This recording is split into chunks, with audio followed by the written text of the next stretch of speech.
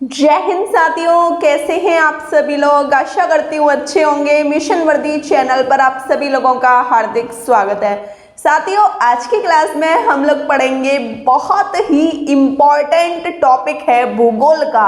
अगर आपने इसको नहीं पढ़ा तो आप समझ लेना कि एक क्वेश्चन आप पेपर में नहीं कर पाओगे। नदी से संबंधित ये टॉपिक है, भारत की नदियां से संबंधित ये टॉपिक है। क्लास 38 होने वाली है।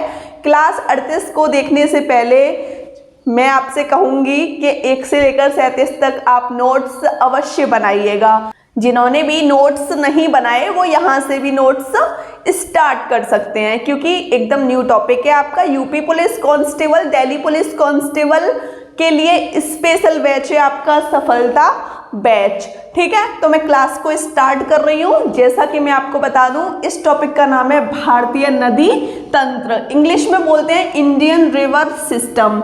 अब देखो, इसको यहाँ पर थोड़ा समझने की ज़रूरत है। लिख तो सब लेते हैं, लेकिन थोड़ा समझने की ज़रूरत है। देखो, ये जो भारतीय नदी तंत्र है, इसको 2 भागों में डिवाइड कर दिया गया है। पहला है आपका हिमालय की नदियाँ और दूसरा है प्रायद्वीपीय नदियाँ। ठीक है, भारतीय नदी तंत्र को 2 भागों में डिवाइड कर दिया गया है।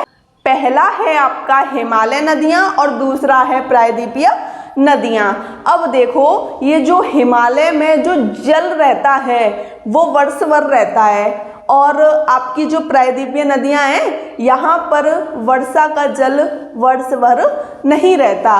और यहाँ पर वर्ष भर क्यों रहता है, इसकी एक बहुत बड़ी कंडीशन है हिमनद। इनको हम ग्लेशियर बोलते हैं। जब आपने देखे होंगे ग्लेशियर, बर्फ के बड़े बड़े टुकड़े होते हैं। सियाचिन ग्लेशियर सुना है आपने?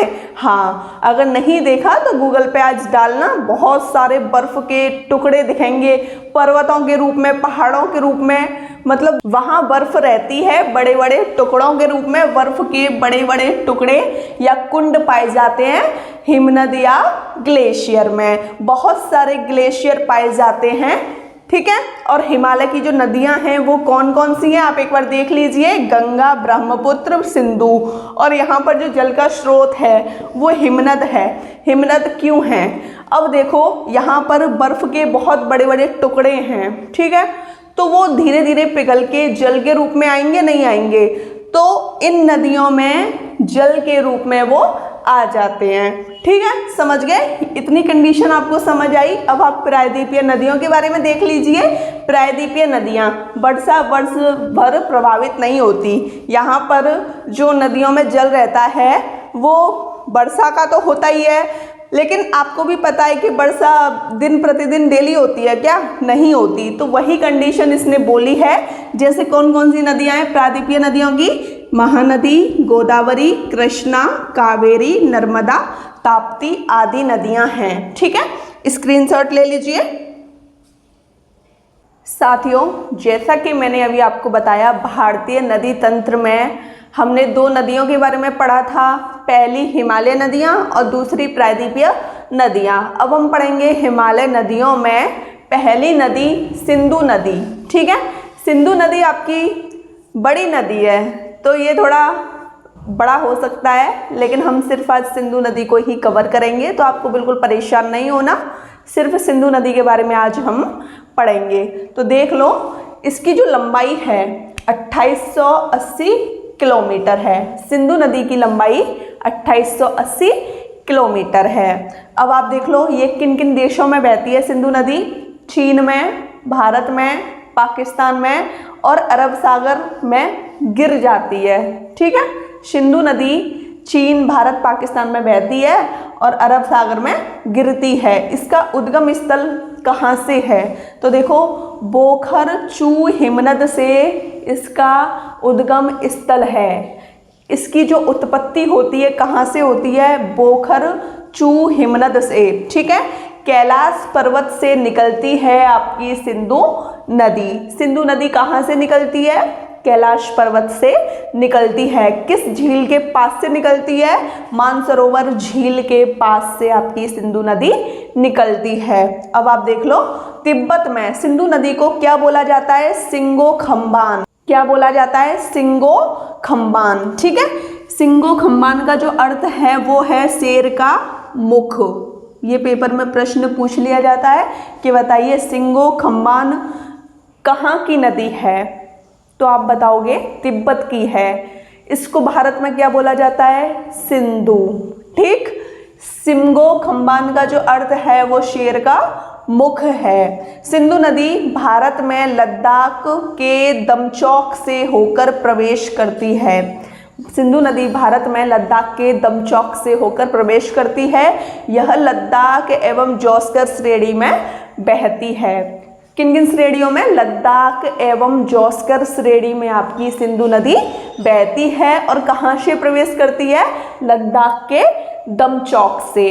अब आप देख लीजिए सिंधु नदी का जो अगला पॉइंट है, लेह शहर सिंधु नदी के तट पर स्थित है, बसा है। ठीक, अब हम पढ़ेंगे सिंधु जल समझौता। ये भी पढ़ना जरूरी है, भारत और पाकिस्तान के बीच है। विश्व बैंक ने इसका समाधान कराया था।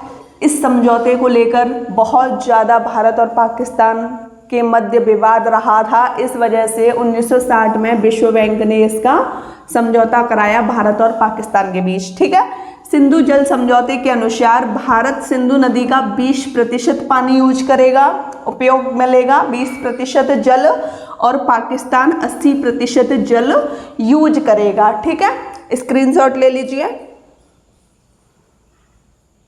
अभी हमने सिंधु जल समझौते के बारे में पढ़ा।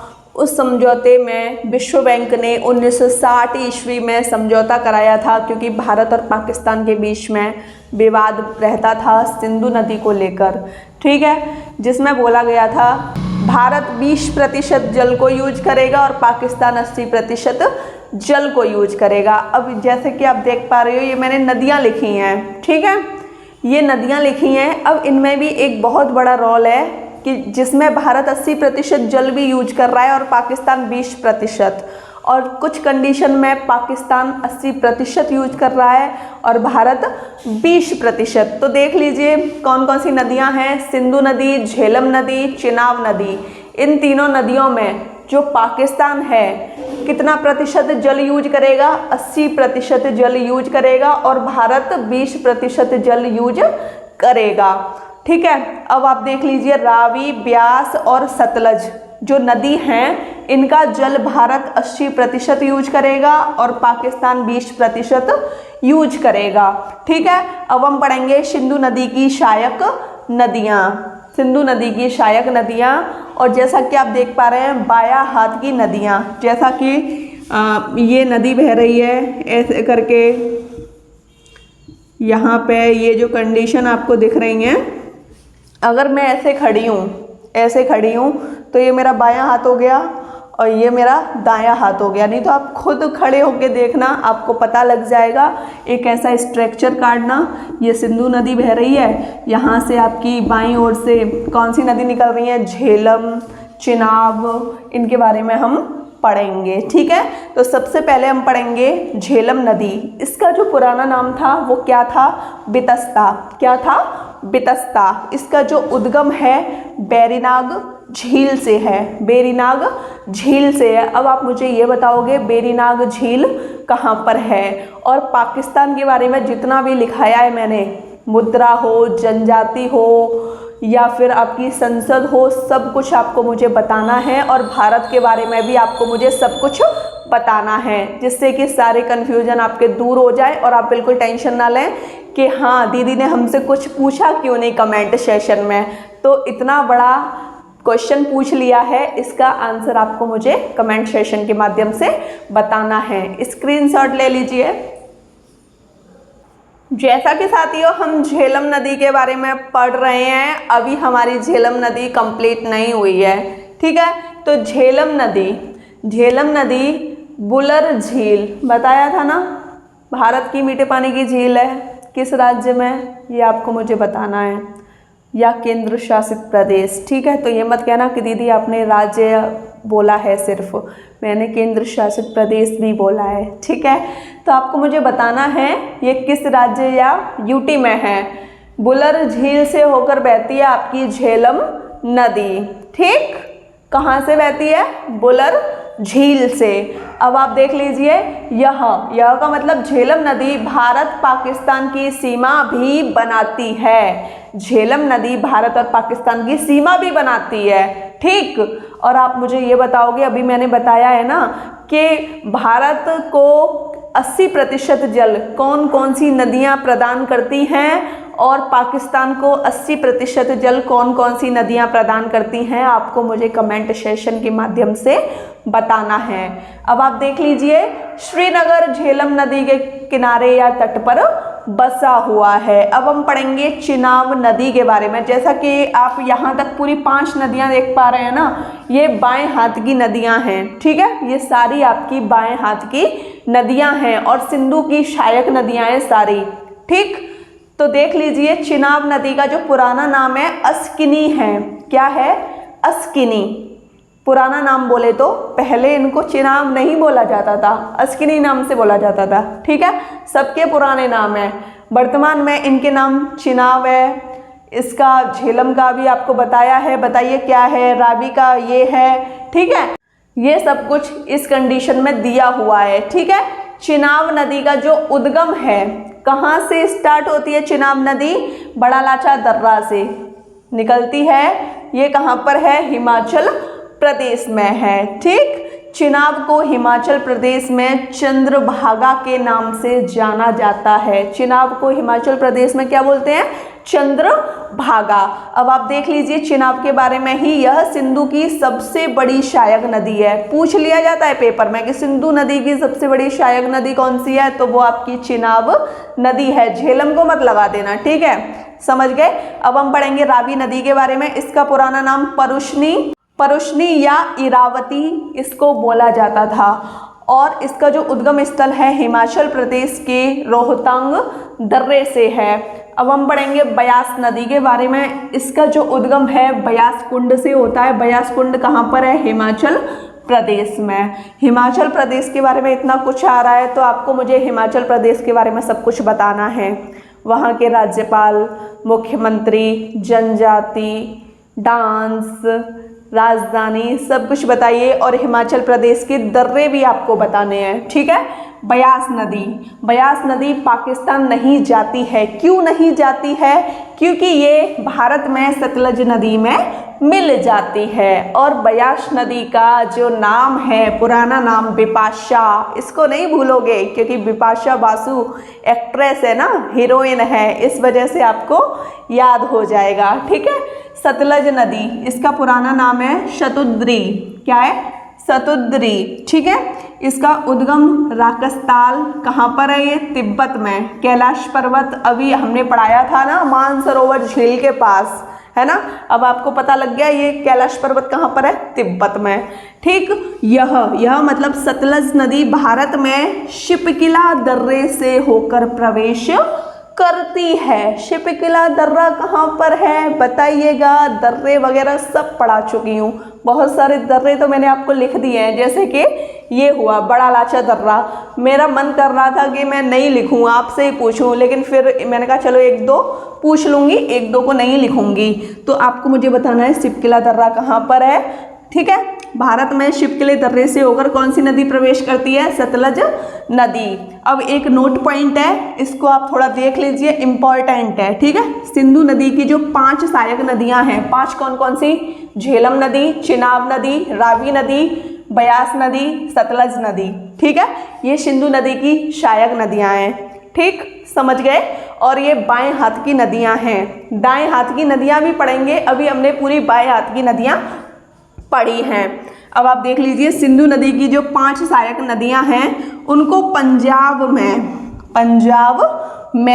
पंचनद, भाई पंच का मतलब 5 नदियों का समूह भी कहते हैं, लैंड्स ऑफ रिवर भी कहते हैं। पंजाब के बारे में आपको मुझे सब कुछ बताना है।